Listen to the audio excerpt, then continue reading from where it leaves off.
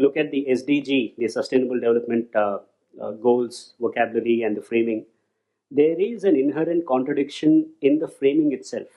Right? You have whatever number of goals that you have, but smack in the middle of those 17 goals, you have something called economic development. And the nature of economic development, the structures that are underpinning the institutional architecture that generates that are those that are generating all of the crisis. So there is a hypocritical kind of framing there, that you are not pointing to the root of this issue, but you're hoping to resolve all of the other issues that this one generates. So I said, if you have to think about solving these crises, you'll probably have to think about doing the impossible.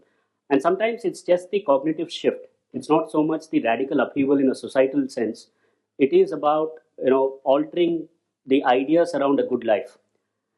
And that is where, if you explore that further, the whole Dharmic Exceptionalism, if you will, and the idea that India has a role would perhaps have a greater consonance once we think about that and situate that in the context of global crisis.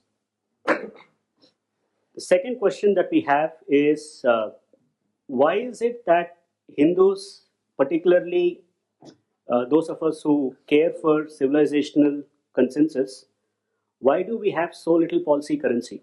Why do we struggle to find policy support for issues that we know are true? Shabarimala comes to mind. There are any number of issues, right? In the audience we have stalwarts here who have written about this, about the Hindu concerns.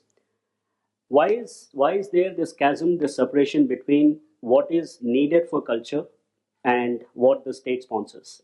Right? And is there a way in which we can bridge that gap? And that is also the guiding philosophy of Bṛhat itself,